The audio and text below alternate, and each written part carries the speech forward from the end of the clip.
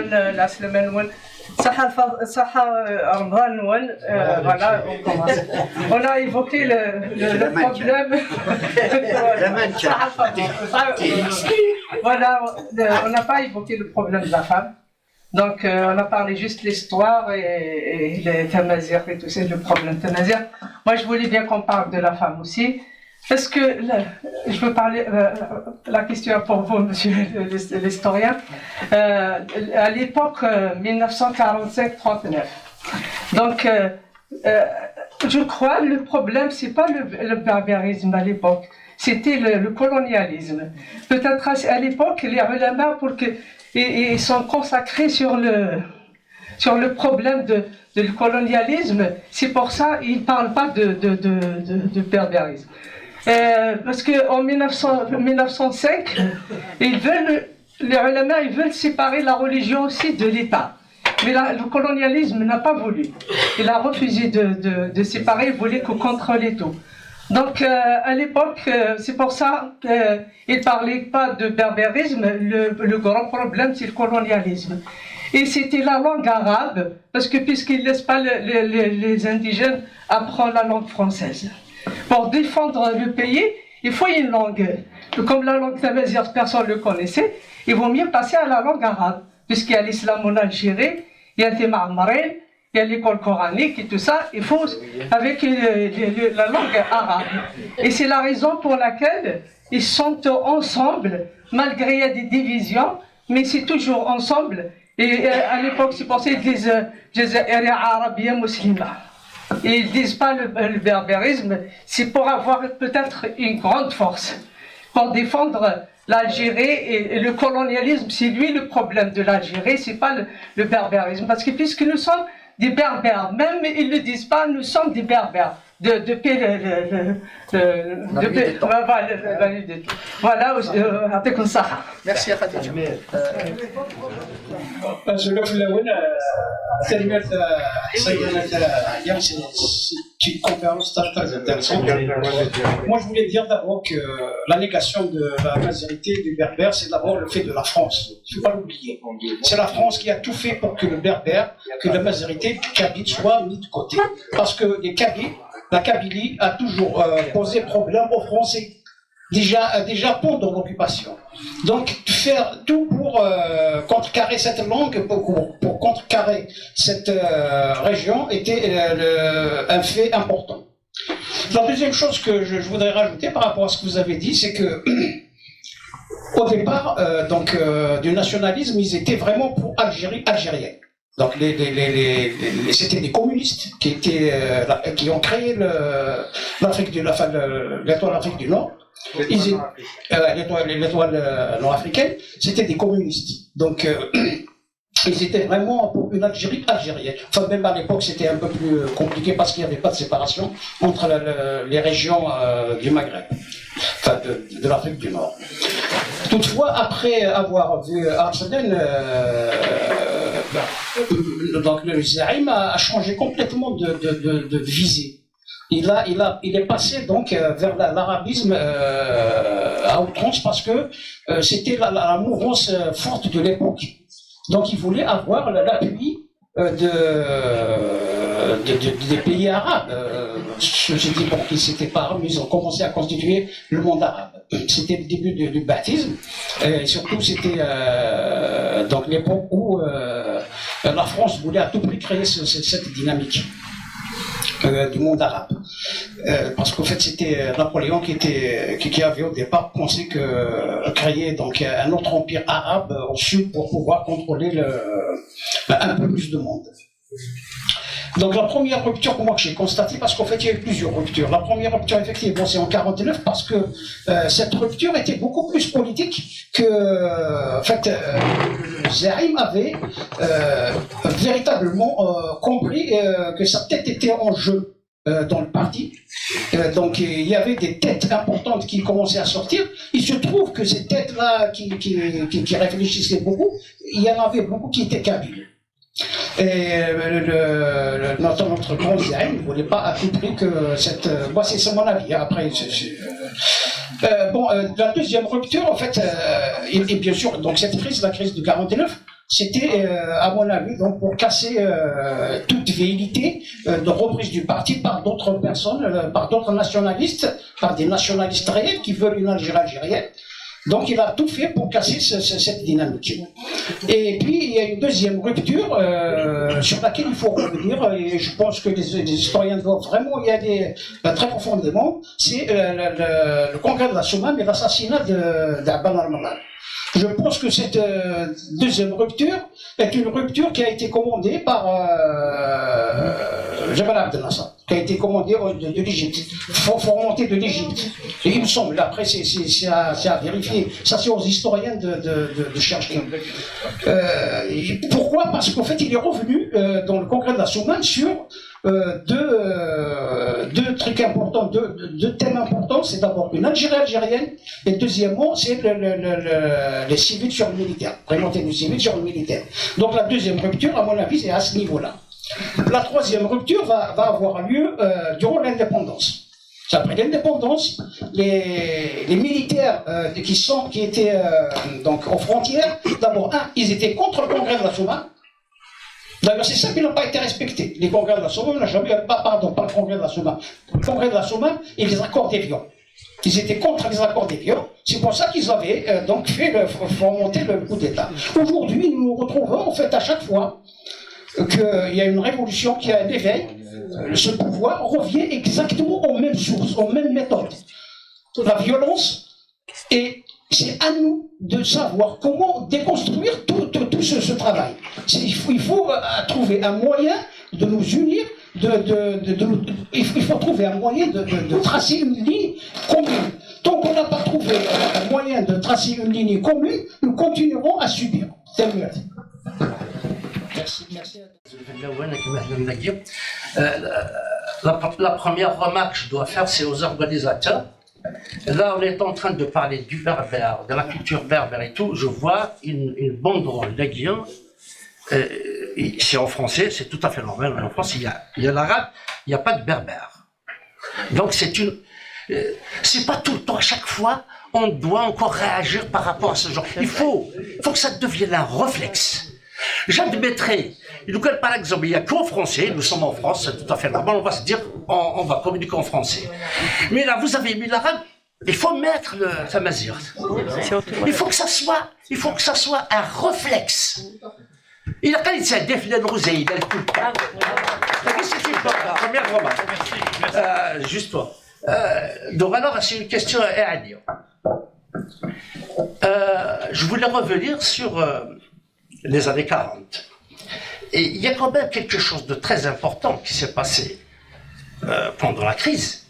C'était la rencontre d'Arous. Moi, personnellement, je la vois comme étant une réunion assez fondamentale. Elle est assez fondamentale parce que, dans cette réunion-là, on a posé la question nationale et la question linguistique, et justement, la lutte armée.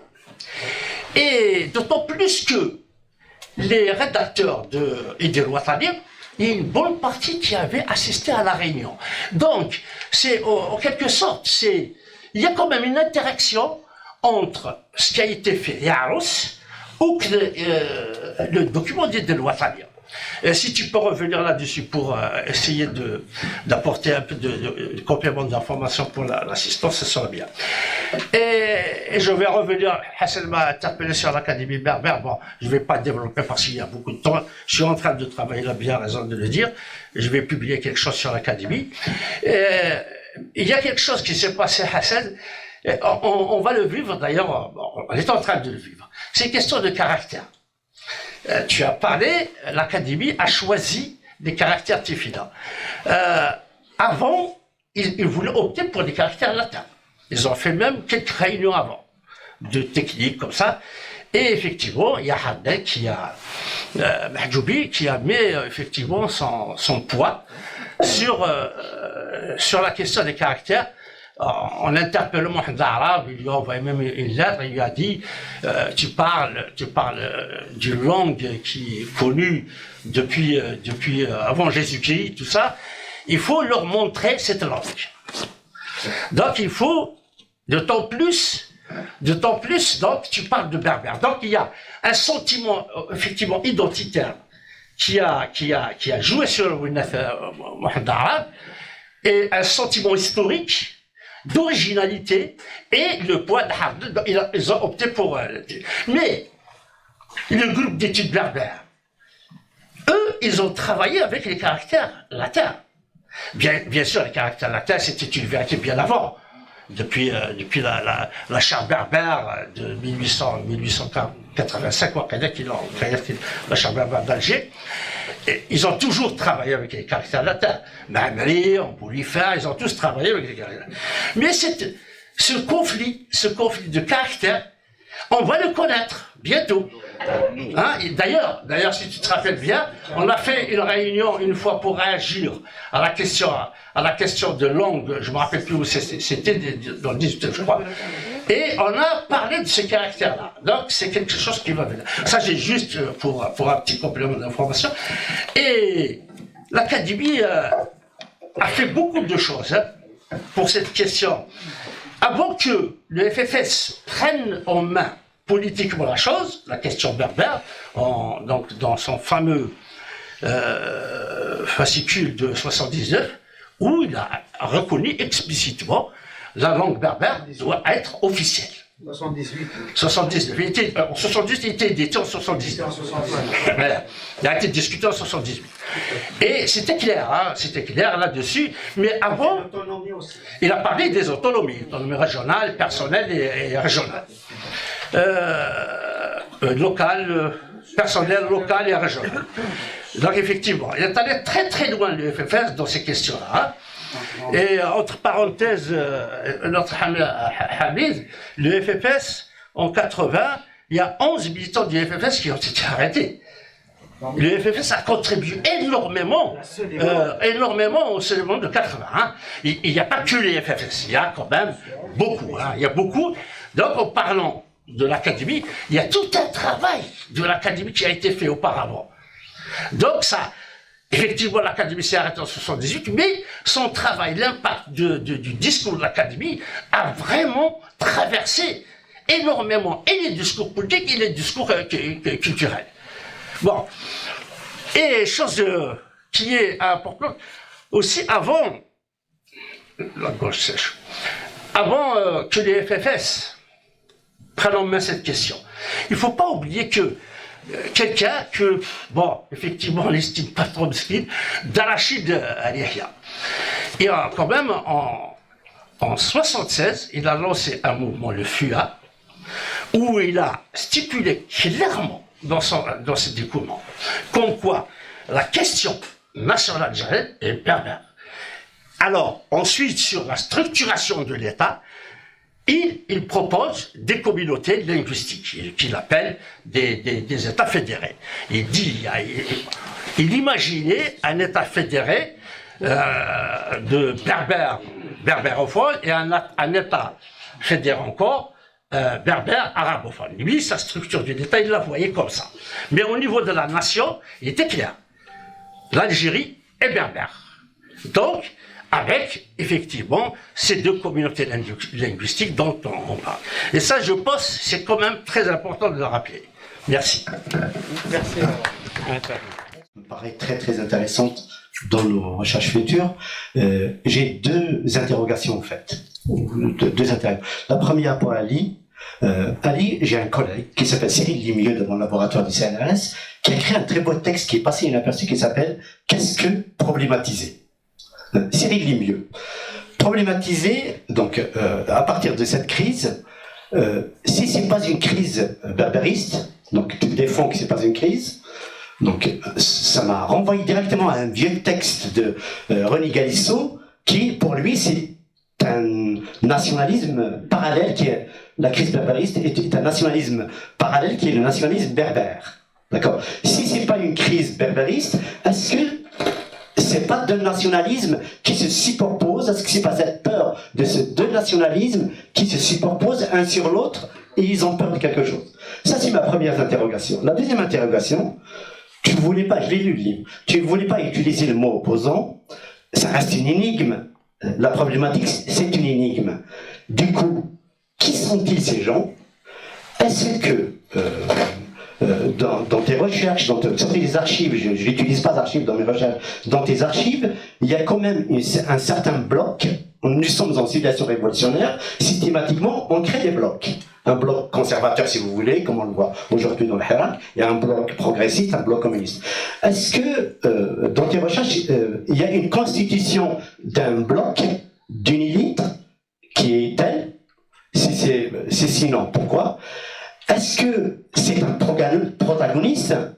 Parce que nous sommes face à un antagonisme qui est le PPMDLD. Est-ce que cette élite berbériste, ce n'est pas un protagoniste affirmé? C'est quoi exactement? C'est quoi exactement? Est-ce que cette crise berbériste, que tu ne voulais pas reconnaître comme une crise berbériste, est liée aux attributs personnels des uns et des autres, hein? Ils viennent tous de Kabylie. Il s'avère que je ne peux pas me changer. On est né kabyle. Donc, en fait, est-ce que c'est pas caché par des attributs personnels?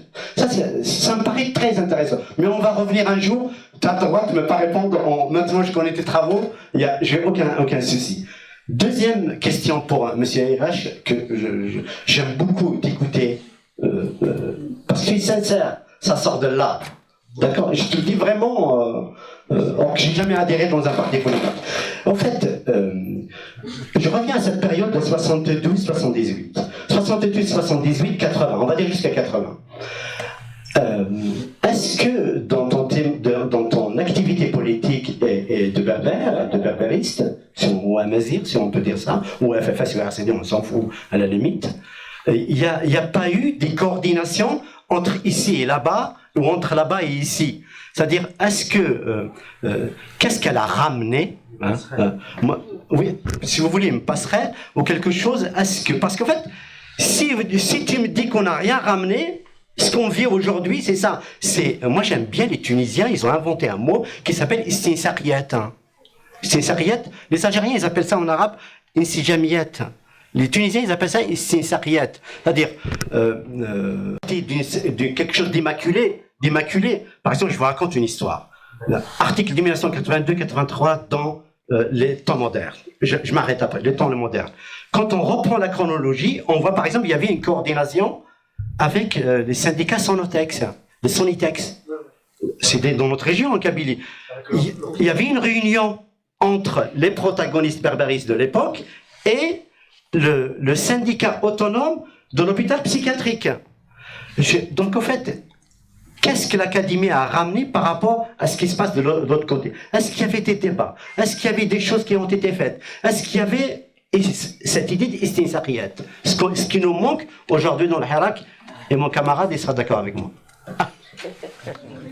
Alors, rien que pour la question des ulama, ça va nous prendre beaucoup de temps, mais je ne vais pas m'étaler. Les ulama et le berbérisme, et vous avez dit à juste titre que les ulama reconnaissaient la berbérité de l'Algérie. Et c'est vrai. Hein, et d'ailleurs, Mohamed Yidiret Amran, quand il a écrit son Kerem Soumazir, il le raconte, hein, il dit que c'est en lisant le livre de Toufiq al-Madani, et c'est là où il a compris qu'il y a l'Ali Maziran. Voilà.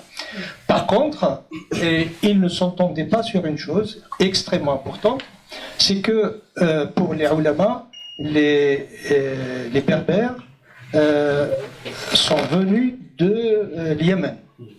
Voilà, donc ils sont étrangers en fait. Voilà, c'est-à-dire que c'est comme tout le monde, quoi. C'est comme tout le monde. C'est pas des autochtones. Voilà. Voilà. Donc voilà, c'est la. Après, séparer l'islam de l'État. En fait, c'était une tactique. Hein. Voilà, c'était une tactique tout simplement. Pourquoi? Parce que l'Église ne dépendait pas de l'État, alors que les mosquées, etc., dépendaient de l'État. Hein, c'est-à-dire une contradiction. Bien sûr, à l'époque, les ulama, donc pour que l'État justement, ne leur dicte pas ce qu'ils devaient faire. Donc, tactiquement, hein, ils ont dit, non, nous aussi, on est laïcs. C'est pas, voilà. Voilà, ça ne veut pas dire qu'au fond d'idéologie islamiste, il y avait le... Alors, pour Arslan, Shekib Arslan a changé la vision de Messali. Sincèrement, moi je ne crois pas du tout à ça, parce que il a rencontré Arslan en 1946, alors que depuis très longtemps, Messali était convaincu de la définition de la nation algérienne telle que annoncée par les ulama depuis très longtemps. Bon, voilà. C'est-à-dire que 46, c'était fini. C'était voilà. Et puis une chose, c'est que vers 46 justement, ou un peu plus, vers 47 à peu près, il y a eu une réunion du bureau politique à Alger. Et Messali donc faisait son discours. Je parle de la direction du bureau politique, donc c'était très fermé. Et il disait que l'Algérie était arabe. Nous sommes des Arabes, etc. Puis Hussein Ahmed, jeune militant, il lève la main, il le fixe, il lui dit « Mais Al-Hajj, on n'est pas des Arabes. » Puis Messali le fixe, c'est comme si il ne lui a même pas répondu, donc il a continué son discours. Donc je ne suis pas très d'accord pour dire que c'est Arslan qui a changé la vie de Messali sur l'arabisme. Il était bien avant la rencontre de 46 avec Arslan, il était convaincu que l'Algérie était arabe et musulmane. Mais aussi, il faut revenir au contexte, hein, parce que face au colonialisme, il n'y avait que cette définition qui pouvait le satisfaire lui.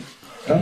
Alors, pour la relation entre Messali et les militants kabyles, il suffit juste de relire Kalami sur Mazir, vous allez comprendre que Messali, hein, c'était presque un demi-dieu. Hein, et même pendant la crise, il était resté adulé. Hein, en 1947, il fait une tournée en Kabylie. Eh ben, il était vraiment triomphalement reçu. Mais c'est des milliers de personnes qui sont venues à sa rencontre. Et je connais quelqu'un, j'ai interviewé quelqu'un qui m'a dit qu'il a fait un Saada jusqu'à l'Arvaneti à pied. Il était scout, à pied, et pieds nus. Hein, et puis, c'était l'hiver. Il m'a dit, je l'ai fait. J'ai dit, mais pourquoi? Il m'a dit, mais pour nous, c'était un dieu, c'était le sauveur. Et puis, quand on lit, par exemple, les témoignages de Hussein Ahmed, etc., il n'y avait aucun doute, hein, sur la chose. Messali, l'image de Messali commence à ternir, si on veut, quand il a refusé de donner une suite aux réponses de la direction du parti de Kabylie. Alors, et je fais juste un crochet vers la crise interne, plutôt la question de Ahmed. Est-ce que comment ça s'appelle, la crise de 49, c'était une crise interne au parti. Hein. Donc, elle était interne, elle n'était pas externe au parti. Et il n'y avait pas autre chose que ça. Hein. Eh oui, c'était une... Je suis pas d'accord, mais c'est pas grave. Ah oui, tu peux ne pas être d'accord. Hein. Parce que la crise est portée par des acteurs. Oui. Des acteurs, ils ont des attributs, ils ont une histoire, ils ont une manière d'être.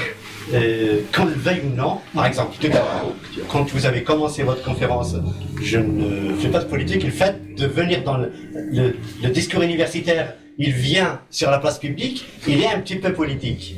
Donc tu participes que vous vouliez. Non, mais non, c'est pas la même chose. Non.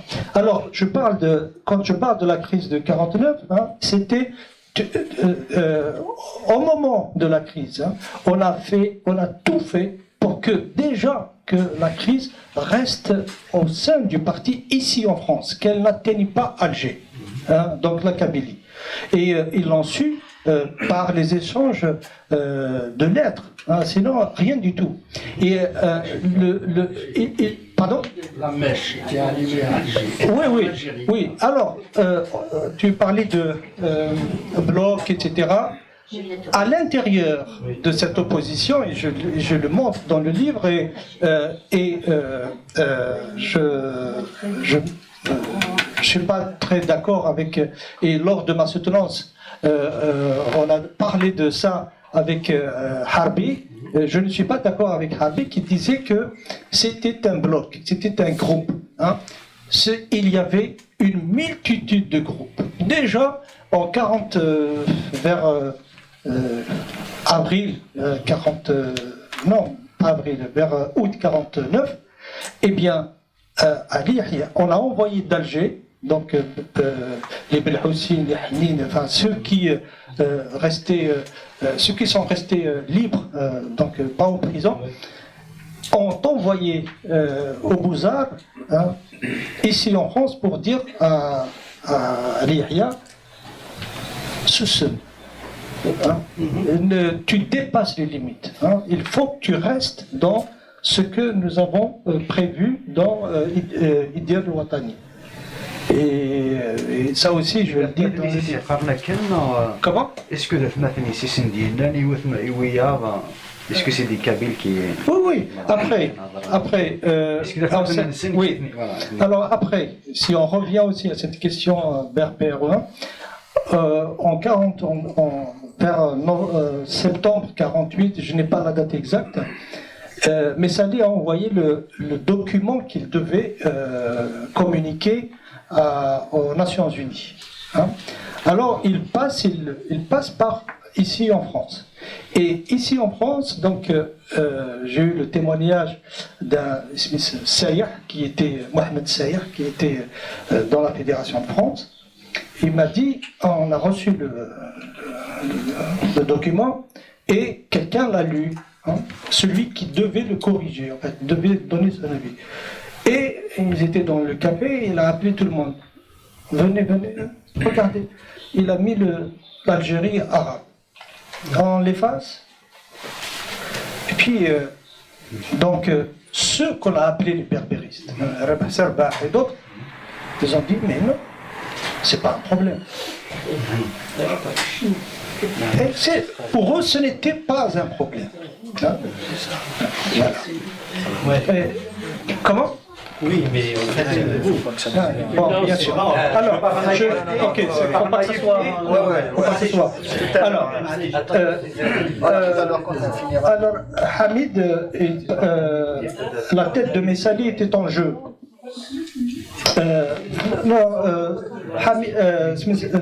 La tête de Messali n'était pas. L'opposition n'était pas ne venait pas de la Kabylie. Messali, et il le dit dans son rapport de 54, avait peur d'un autre groupe, hein, à savoir le groupe dirigé par Lamine de Barré. Et Lamine de Barré n'est pas de Kabylie. Voilà. Donc sa tête n'était pas mise en jeu, Makin Dinar Hamid, par les militants de Kabylie. C'est pour ça que je te rejoins quand tu as dit qu'il ne s'agissait pas d'une rupture, hein, plutôt d'une négociation. Voilà. Et vous pouvez consulter les documents. De toute façon, je vais publier tous les documents que j'ai utilisés bientôt. Et vous allez voir que dans tous les documents, donc les tracts publiés à l'époque par ceux qu'on a appelés les berbéristes, il n'y avait pas du tout ça. Hein. Et jusqu'à décembre 49, donc la crise commence en mars 49, jusqu'à décembre 49, il ne désespérait pas, hein, de rencontrer Messali et de discuter de la chose. Qu'est-ce qu'il demandait? Il demandait la tenue d'un congrès national. Voilà. Et tout le temps, hein, jusqu'en février 50, hein, la revendication est renouvelée à chaque fois. Hein. Et il rencontre effectivement Messali en décembre 54. Et, en décembre 49. Eh bien, Messali donne sa réponse habituelle, le silence. Voilà.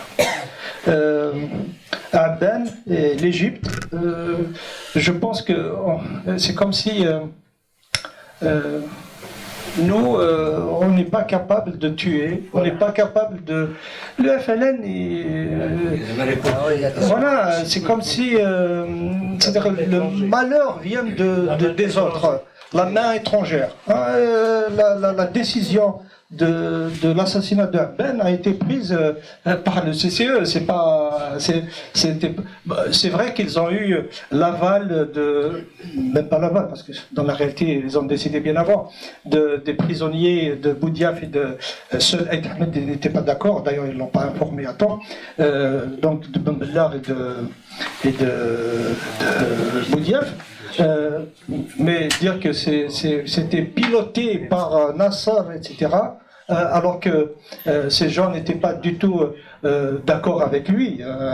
En dehors de Ben Bella, les autres n'étaient pas du tout favorables à la pression que voulait faire Nasser. Donc, à mon avis, on s'éloigne de quelque chose pour dire que nous, on est parfaits, les Algériens sont parfaits, donc ils ne peuvent pas tuer, voilà, Aben, etc. Arros, oui, je ne sais pas si j'ai le temps. En fait, juste deux choses, très rapidement. Arros, donc c'est une réunion qui s'est tenue en juillet 48 au village Arros Gathirathem. À peu près une quinzaine de personnes. Donc, tu as cité Benay, il y avait Ammar al-Hamouda, il y avait Hajres, il y avait Aït Amran et d'autres. Et donc, à peu près une quinzaine. Alors, deux axes, donc l'indépendance de l'Algérie, mais aussi cette question de nation. Alors, la langue, c'est vrai, la question de la langue a été abordée. Sauf que cette question de langue était marginale à l'époque. Hein? C'est vrai que Aït Amran. Je pense pas. Je ne pense pas. Il faut relire les. Tu parlais du groupe de Ben Akinoun. Déjà, ils parlaient de langue. Ils étudiaient la langue. Vraiment, il faut des. Non. Le groupe de Ben Akinoun, il y avait une seule. Identitaire du Oui. On peut la considérer marginale par rapport à l'indépendance. On peut la considérer. Mais c'était un point qui a été soulevé. Alors, non, je dis marginal parce que il y avait une seule personne de tout le groupe. Il y avait une seule personne qui s'occupait de la langue, c'est Aït Amran. Aït Amran, qu'est-ce qu'on lui a demandé? On lui a demandé d'aller voir Mahamri. Et ça n'a pas marché.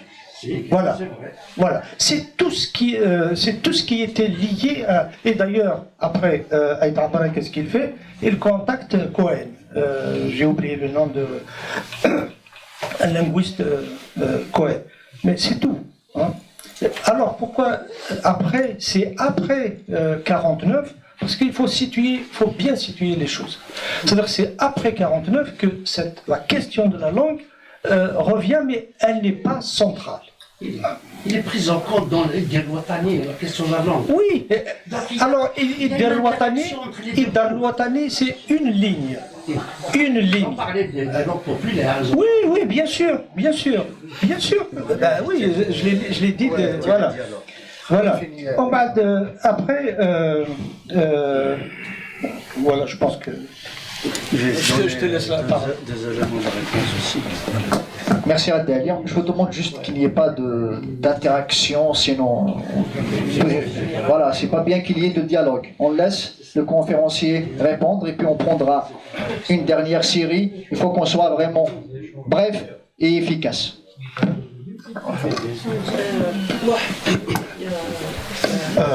Je vais permettre juste deux ou trois réflexions par rapport à ce qui a été dit, par rapport aux échanges entre notre ami Ali et la salle.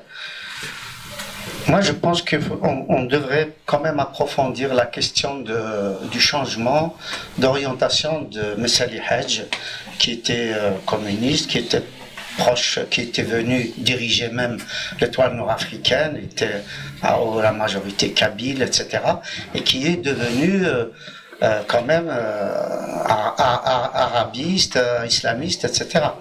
Moi, je pense quand même que sa participation au congrès de Jérusalem de 1931 avec Michel Aflaq, où ils avaient développé ce que j'avais dit précédemment, à savoir que dans le conflit germano-franco-britannique, dans ce conflit-là, petit à petit, l'arabisme et l'islamisme étaient devenus comme des idéologies libératrices.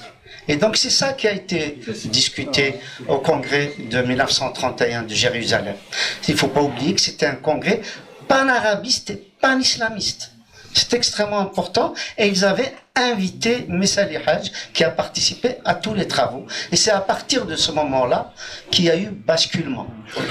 Et d'autant plus que la veille, c'est-à-dire 1930, il y a eu le fameux, encore une fois, le fameux Daïr berbère du Maroc. Ça, c'est un premier point. Deuxième point, je n'exclus pas à lire l'influence de Nasser sur l'assassinat d'Abban en lisant. Mais alors, en lisant et en relisant le livre de Fethi Dib, chef des services secrets égyptiens, qui était le bras droit du colonel Abdel Nasser, très franchement, Boussouf Ben Bella, c'était des greffiers. Ils rapportaient minute par minute tout ce qui se passait dans le mouvement nationaliste algérien, dans la guerre d'Algérie, etc. Et on voyait que Abban était justement opposé à l'idéologie nassériste. Il ne voulait pas que l'Algérie s'inscrive dans le sillage du panarabisme de Nasser, etc. Bourguiba, d'ailleurs, était dans cette configuration-là aussi.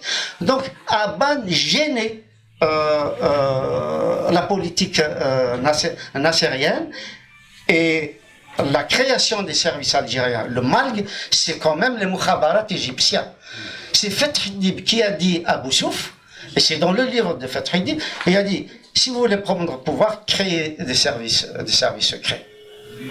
Donc on ne peut pas exclure comme ça d'un revers de main l'assassinat d'Abban qui serait étrangère à l'influence de Nasser. Quand je reviens à ce qui a été dit sur Messali, je suis entièrement d'accord avec Ali, c'est-à-dire que Messali avait été sacré en Kabylie, même pendant la guerre. Hein. D'ailleurs, Ben Toubal lui-même, dans l'interview qu'il avait accordée à Abd Sharif, Ben Toubal soupçonnait Karim Belkacem d'être missaliste, même en 1956. Jusqu'au congrès de la Souma, il soupçonnait Karim Belkacem d'être missaliste.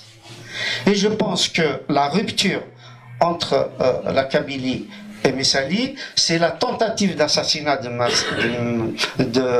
Messali en septembre 1959, ici dans le Loiret, à Bouvieux, par un commando de la Fédération de France. Et c'est d'ailleurs à ce moment-là qu'il y avait la fameuse chanson de Slimane Azem, Inassine Flanian, qui a été mal interprétée par beaucoup de Kabyles. Inassine Flani, ça n'avait rien à voir avec le FLN, auquel il aurait demandé de se rallier à l'armée française, pas du tout. Vous vous imaginez, 6 ans après d'une guerre de libération, où Slimane Azem a chanté Fraïjarat Tamourthiou, Inassine Flani s'était adressé à Messali Hadj.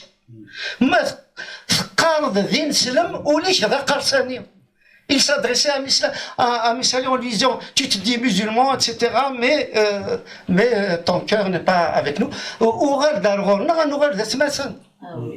C'est ce qu'il lui disait. Mais évidemment, d'une façon oblique, parce que lui-même avait peur des messalistes à l'époque, parce que Slimane Azim était messaliste d'abord, avant de chanter Frère Jalal Tamouti, qui était pro-FLN. Et ça, je le dis dans mon livre qui va sortir là au mois d'avril, malheureusement que j'ai pas aujourd'hui, peut-être que j'aurai à la fin avril, sur Slimane Azim. Voilà, je vous remercie. Peut-être important de rajouter quelque chose sur les ulama, juste un petit mot. Non seulement il y avait cette crise anti-berbère, mais les ulama ont été plus loin. C'est-à-dire qu'ils discréditaient même l'islam berbère. C'est-à-dire qu'ils étaient contre le maraboutisme, ils étaient contre les mausolées, contre l'islam des saints, contre l'islam populaire, etc. Et qu'ils prenaient justement l'islam dogmatique, orthodoxe, etc. Ça, bon, c'est un autre sujet, mais c'était extrêmement important et ça fait partie. Merci. Pour la dernière série, donc on en a 4 inscrits. Quelle a été la portée de cette, comment dire, dit crise berbériste, il faut mettre berbériste en guillemets, même crise berbériste, entre guillemets, le tout. C'est quel a été l'apport, les suites de ça, et notamment dans l'organisation politique et militaire. Est-ce qu'il y a eu des influences, par exemple, vous connaissez le livre de Yassine Tenneli, dans la configuration de la Wilaya 3 à Kabylie, et il y avait des dirigeants comme Dido Mourad qui n'en voulaient pas. Hein. Oui. Ils n'en voulaient pas. Quelle est la continuité de l'intérieur? Et moi, je partage ce point de vue que c'était quelque chose de l'intérieur, au sein du pays, à savoir le Hirak. Et c'est d'autant plus scandaleux dans le sens, non pas indignation, on n'a jamais vu l'extension de la sympathie, le partage, en faire peuple, en faire nation, qu'à travers le Hirak. Le drapeau Amazir est allé dans des régions, dans des trucs, où c'était la sidération quand il a apparu, le drapeau Amazir. Jamais il n'y a eu cette force-là. Donc, est-ce que la question n'est pas plutôt dans quelle situation politique nous nous trouvons qui fait que là, il y a un blocage, on le sait, le pouvoir n'a pas bougé d'un iota. Entre autres aussi, donc, pour la question Kabyle, qui devient une question interne au Hirak. Voilà, c'est marrant, je vois un parallèle, pardonnez-moi, une continuité où il y a une dialectique entre le mouvement national, la refondation du peuple, la construction nationale qui se perpétue à l'abri, utilisant la question identitaire, donc berbère, comme voilà la deuxième question. Juste un témoignage, quand vous avez dit que ça restait symbolique. C'est l'expérience militante qui vous parle, donc c'est un témoignage militant. Avant le Hirak, les militants actifs des droits de l'homme, de toutes les luttes concernant, et pas seulement internes, mais aussi le scandale des migrants qui passaient par l'Algérie et tout, c'était des militants, une grande partie venait de l'MCB. Hein. Et même, en raison de certaines problématiques de sécurité, ils se sont réfugiés à Béjaïa. Il y a une répartition du tâche. Les lieux fondamentaux de la Ligue des droits de l'homme, c'était Ouaram et c'était Béjaïa. Donc, il y a une continuité qui s'est traduite qu'on va retrouver d'une certaine façon. Ils se sont constitués dans un petit groupe qui est appelé la coordination. Donc, c'est un témoignage comme quoi cette question-là, peut-être, il faut la voir aussi comment dire, je veux dire, c'est pas uniquement la langue, c'est aussi une implication politique beaucoup plus forte. Merci. Enfin, parce que je me dis rapatrier, c'est en français. Alors la lettre déjà, c'est une série qui l'a pris. C'est ce jour-là qu'elle a mis l'Algérie arabe islamique.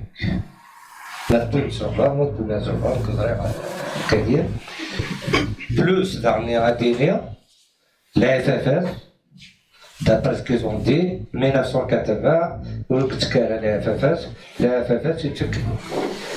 1974. Je me rappelle comme aujourd'hui, dans les marchés, la FFS en clandestin distribue des tracts en clandestin.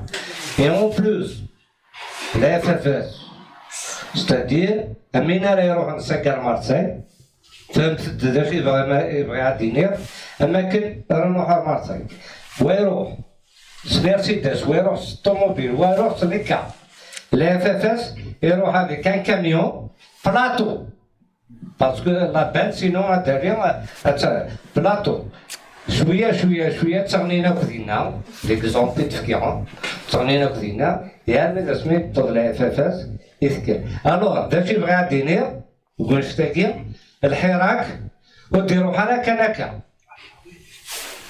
يروح صافي لونطون الوغ داير يبغي يعدي ينير فوالا. Avec un peu de recul, qui me parle depuis longtemps, c'est la définition des contours de la masérité. Alors cette question-là, elle peut être comme ça naïve, mais pour moi, elle dicte un combat et des luttes et des positions politiques, et pas que. Soit on a une définition exclusive, et on va la résumer à la langue, et on va la résumer à la Kabylie, et l'histoire de la Kabylie, après, l'histoire fait que les militants ont un poids, et voilà. Soit aujourd'hui, on veut bien la redéfinir dans une dimension plus inclusive.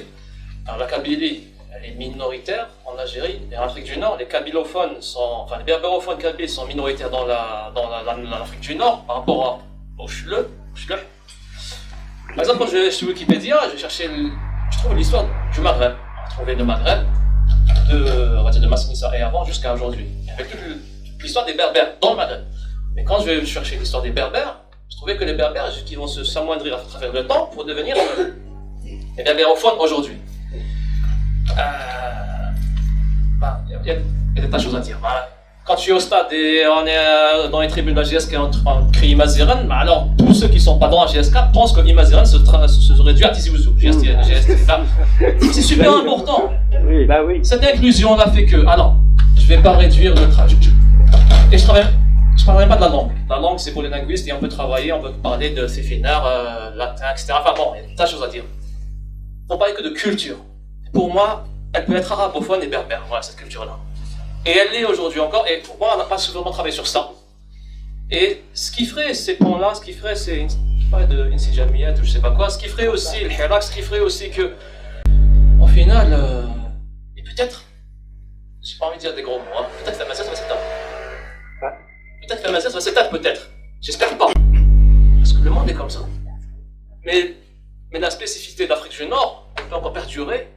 Que ce soit la langue, peut-être que ce serait pas l'arabe demain, peut-être que ce serait une autre langue carrément, peut-être que ce serait un néo-berbère. Même déjà pour moi c'est un créole, c'est même pas un dialecte d'arabe. Bref, il y a d'autres choses à dire. Et moi, quand vous parliez tout à l'heure des perspectives, des combats à venir, pour moi ça en fait partie. Enfin, j'aimerais connaître votre avis par rapport à ça. Merci beaucoup. Merci. Excusez un peu tout le monde si j'ai un peu déstabilisé l'atmosphère. Et mes excuses les plus plates à madame qui a parlé des ulémas, même si je suis totalement contre tout ce qu'elle a dit, mais c'est pas le lieu, c'est pas vraiment le lieu. Je suis venu moi ici parce qu'il y avait Amazarité et Simon de l'Unité Nationale. C'est quand même très loin de monsieur Bembadis et toute l'équipe. Mais c'est pas le lieu, je m'en excuse platement. Je voulais dire aussi que c'est le moment aussi, comme vous l'avez dit, concernant la continuité de 49 et la continuité de 80, et nous sommes en 22, la continuité, oui, surtout, et c'est urgent. Il faut qu'on voit un peu Smezirzaran, comme a dit Hassan tout à l'heure, voir un peu tout le monde. Et le 80 ne se résume pas à sacraliser les 24 détenus de Barouagia. Maintenant, nous sommes à l'ère de l'intelligence artificielle, nous sommes à l'ère de nucléaire. Bassem Mazir peut s'incrustrer et prendre le wagon du progrès de ce type de science. Et c'est ça qui va nous faire entrer les jeunes. Les jeunes, alors les jeunes, il faut qu'on les mette dans des trucs qui les intéressent. Un amazir doit trouver peut-être un moyen de diffusion de mathématiques, trouver un moyen de diffusion par Internet. Nous connaissons on va appeler le premier satellite, le satellite amazir numéro 1, pour qu'il y ait d'autres après. Donc, c'est ça qu'il faut qu'on discute. Il y a une chose aussi, les Maziran, ils sont hyper intelligents, mais un peu naïfs.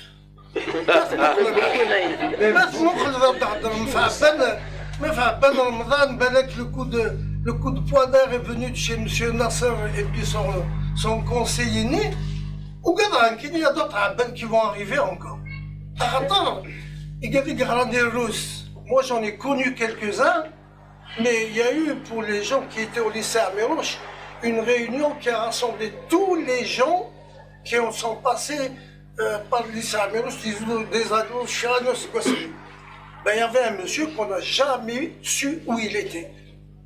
Et il a avoué qu'il était en URSS, venu d'Irara, avec des milliers de militaires algériens qui ont été formés officiers Koussan. Et il dit, là, c'est la spécialité de Kirkhamouéros, il n'est qu'à l'Mtchouish. Combien d'années il est 4 ans. C'est 4 ans, ça c'est quoi ça? Là, ils sont tous devenus officiers. Alors, ça rapporte gros et ça remplit les cimetières de véritables authentiques. La Machidagui, je me trompe. La propagande. Mais Badak, il est où le bûcher? Où je l'ai dit, il l'a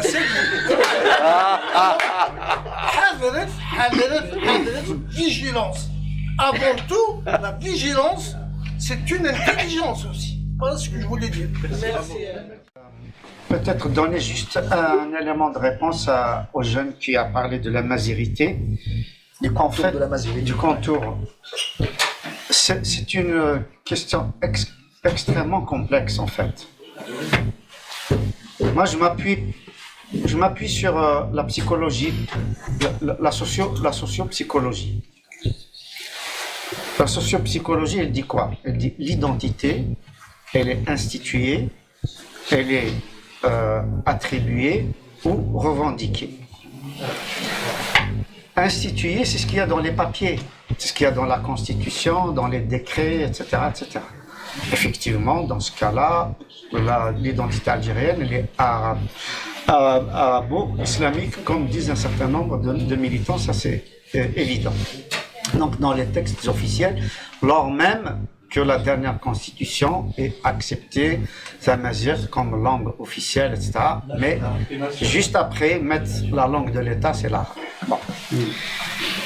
Donc, par rapport à l'ensemble dont tu parles, c'est exactement ce que dit Toufir, c'est-à-dire, et c'est ça la perspective dont on aurait dû parler un peu plus justement.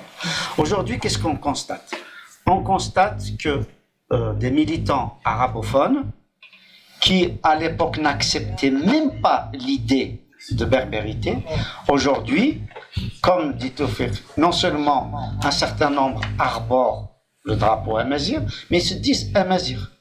Parce qu'effectivement, la mazirité n'est pas que dans la langue. Elle est dans l'habitus, elle est dans la pensée, elle est dans les rituels, elle est dans le spirituel, ainsi de suite, dans la cuisine, dans les relations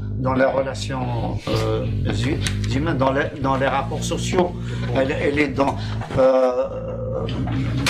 la structure familiale, dans les stratégies de mariage et ainsi de suite, d'alliance, tout ça, il y a de la mazirité dedans. Et donc, et quand on voit effectivement qu'en Maroc, en Libye, en Tunisie, mais c'est inouï le nombre d'universitaires, de militants arabophones totalement, mais qui se disent aujourd'hui amazir en Tunisie. Donc effectivement, et je suis entièrement d'accord avec toi, Toufir, que quand on regarde aujourd'hui, il y a cette culture-là autour de la mazirité directement ou indirectement assumée, et puis cette culture islamiste. Et la lutte Et là-dedans, quand on voit aujourd'hui le Hirak, s'il y a deux courants, c'est aussi cela. C'est-à-dire que les idéologies politiques, le marxisme, le léninisme, etc., le socialisme, etc., quelque part, ils ne sont plus des paradigmes opérationnels aujourd'hui chez nous. Donc c'est la culture, effectivement, et autour de la culture, il y a ces deux courants-là. Et donc l'avenir nous dira qu'est-ce qu'il en est.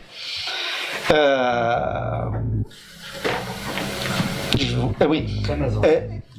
Oui, toujours dans Tamazight, bien évidemment, Darja, l'arabe populaire nord-africain, il s'inscrit évidemment complètement dans la mazirité. Pourquoi il est interdit comme Tamazight?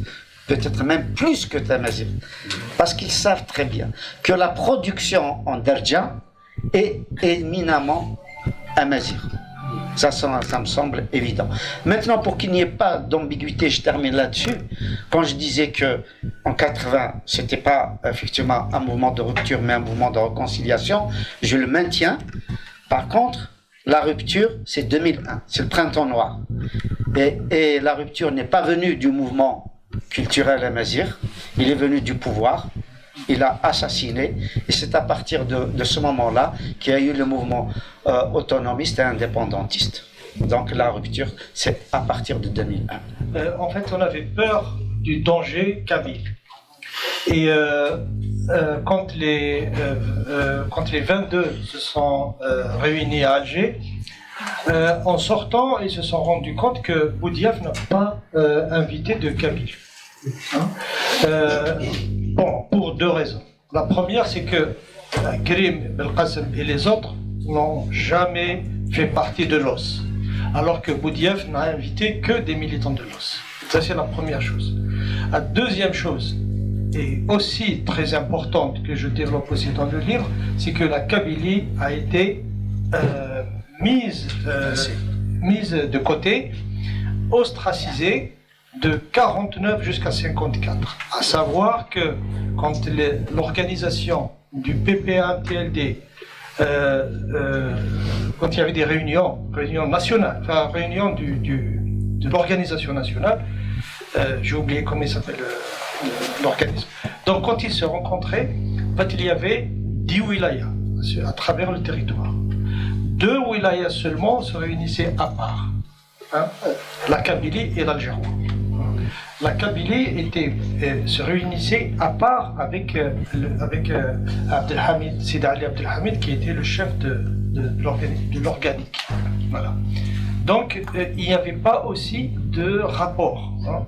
La troisième chose, donc quand ils sont sortis de la réunion, ils se sont posé la question, et même Mechati me l'a dit, mais que faire de la Kabylie? Et comment faire quelque chose sans les Kabyles? C'était impensable pour eux.